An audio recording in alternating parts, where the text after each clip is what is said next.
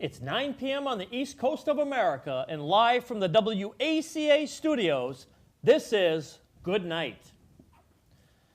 In the news today, a Michigan woman has sued for violation of free speech rights after receiving a ticket for flipping off a police officer issuing the ticket. Thankfully for all of us enjoying using fingers rather than words to communicate, the federal courts agreed. According to them, her constitutional rights were in fact violated, and there is now a court decision saying you can't get a ticket for flipping off a police officer. This is big news for Bostonians because the middle finger is our primary form of discussion, and with it, it would be a shame to endanger our language like that. If it had gone the other way, we need to come up with some other way to talk to each other, because a lot of the time, English just doesn't cut it. We mutter, we hit each other, but the middle finger is the primary tool, especially on a day like yesterday. St. Patrick's Day came and went in Boston, with the police reportedly making only 3 arrests in the day, but some of which came from a couple of undesirables that caused over $7,000 in damages to the commuter rail car. Some parties started a brawl in South Station, and many people were caught drinking on the trains. The highlight for many was the appearance of famous MMA wrestler and very Irish person, Conor McGregor. His appearance at the parade was brief because of parade goers knocking over barricades once he had joined the event. In addition to the 3 arrests and 88 citations were issued for public drinking. So the police must have been blind in one eye, but that's okay considering the event went off without any safety issues despite having over 1 million present at the parade. Nike stock is suffering after 2 concurrent high-profile malfunctions have left people doubting whether or not to choose their shoes at the cash register. After Duke star Zion Williamson blew clean through his Nikes in the first 33 seconds of a game, resulting in a minor injury, Nike is now catching heat for their smart shoe line. The Adept BB, Nike's newest self-tying shoe, has malfunctioned. The app that comes with the shoe lets the user adjust tightness and comfort from their phone, has updated, and according to some users, has made one of their shoes untieable from the app. Now there are manual options. The buttons on the bottom of the shoe initiate the motors to lace it, but consumers are not happy in that they paid $350 for a pair of high-tech shoes that work about as well as that $30 smart robot you got for your kid on Amazon. Nike stock hasn't suffered too much, only fluctuating plus or minus 3 points. The biggest disappointment of all this comes from the fact that I have to wait even longer to get Marty McFly's sweet shoes from Back to the Future 2. In pop culture news today, Guardians of the Galaxy director James Gunn has been rehired by Disney after being canned over insensitive tweets. Many people came out in support of Gunn after his firing, including many members of the Guardians of the Galaxy cast. Dave Bautista, who plays Drax in the film, most notably threatened not to do the 3rd film in the series if Gunn's script was not used. As a former genre filmmaker known for his violent and strange movies, Gunn's tweets were equally as violent and weird, and largely unfunny. However, Gunn had apologized multiple times for the tweets leading up to the film's first release. Gunn posted a tweet thanking his friends for the support over the weekend and looks forward to making the 3rd movie in the billion-dollar series, slated to come out in 2020. Going forward, maybe Disney should either take caution or not be surprised at the backlash when hiring a crazy filmmaker to direct a family-friendly Marvel movie. Philadelphia Phillies baseball player Carlos Santana has gone on the record recently after smashing a TV in the Phillies clubhouse. Turns out the reason he did so was because his teammates were playing Fortnite.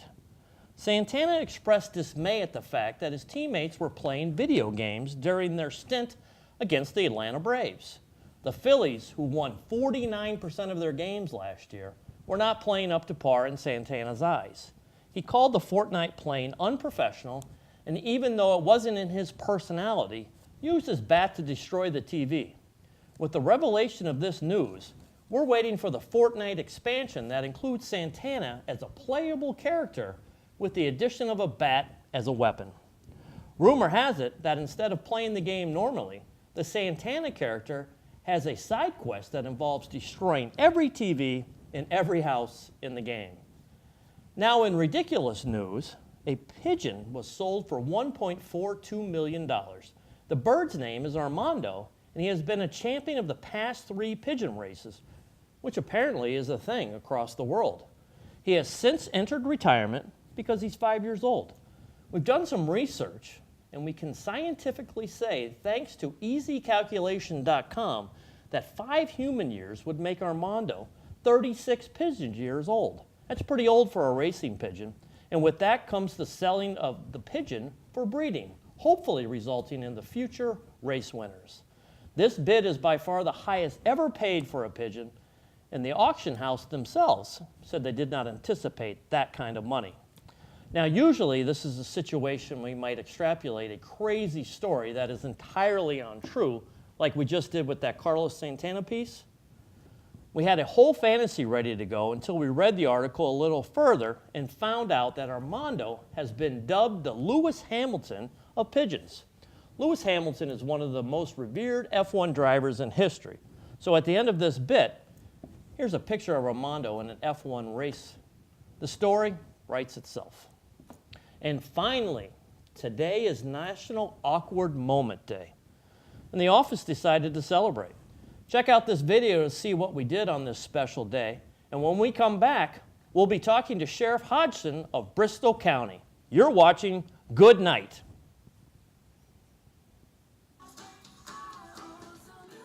Man, can't see. Does anybody see my glasses? So I wrote the script for tonight, Yeah. and it came out pretty good. There's some news stuff that I wanted to talk to you about. It's like, Guys, have you seen my glasses? I've looked everywhere. They're on top of your head. Seriously? Yeah, no joke. I knew that.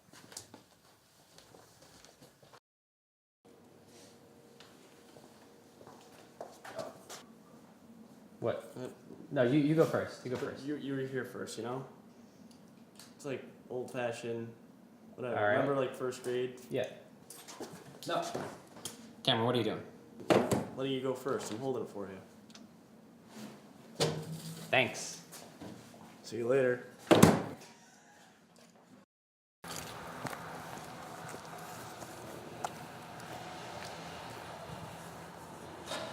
hold that. Hold that.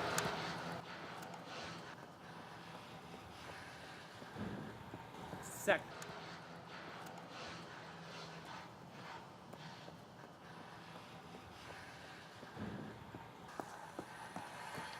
Thanks.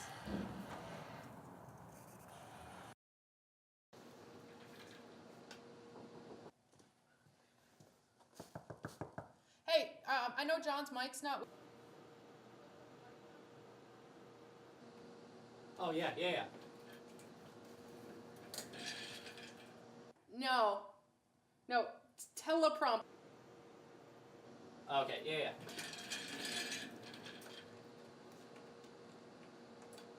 Yeah. No, teleprompter. You're reading.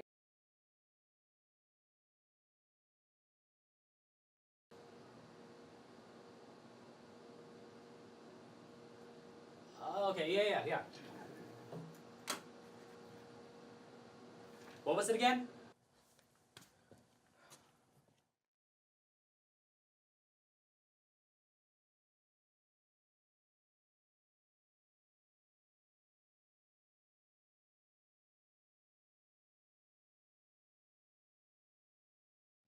Mother Teresa once said, if you want to change the world, go home and love your family.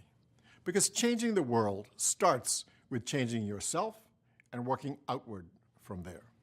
We're in Rotary because we want to take action in our communities and around the world.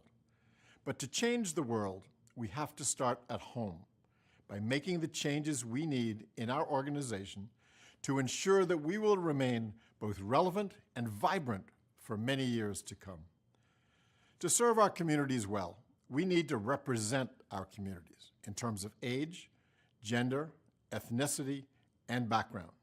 We need to start reaching out to people who might not know about Rotary or might not understand what Rotary membership entails. To do that effectively, we need to work on strengthening our public image through our presence on social media and by holding Rotary Days, free, outward-facing community events that showcase who we are and what we do. Let's show the world how we are people of action. We also need to start working much harder to bring Rotaract closer to Rotary. Today we have 250,000 Rotaractors in about 10,000 clubs. 27% of Rotary clubs have sponsored a Rotaract club. I want to see those numbers double with new Rotaract clubs that are community-based. And I want the natural path out of Rotaract to lead into a Rotary club bringing in the diversity, the energy, and the new ideas that Rotary needs. Work together. Have service projects together. Sponsor a new club if you haven't done it yet.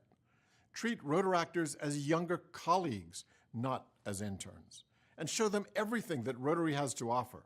The opportunities that have shaped each of us in Rotary and helped all of us to be the inspiration.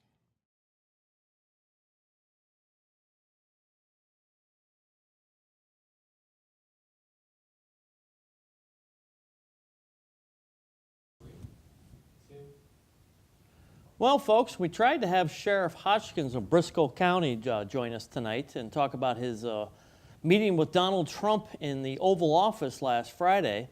Due to technical difficulties, we weren't able to get the sheriff, but we will still effort that and bring you that, I think, important interview on our next episode of Good Night. So with that, we're going to learn from our technical difficulties this evening, and we'll be back on Thursday with another edition of Good Night. We look forward to seeing you then. Have a good night, everybody.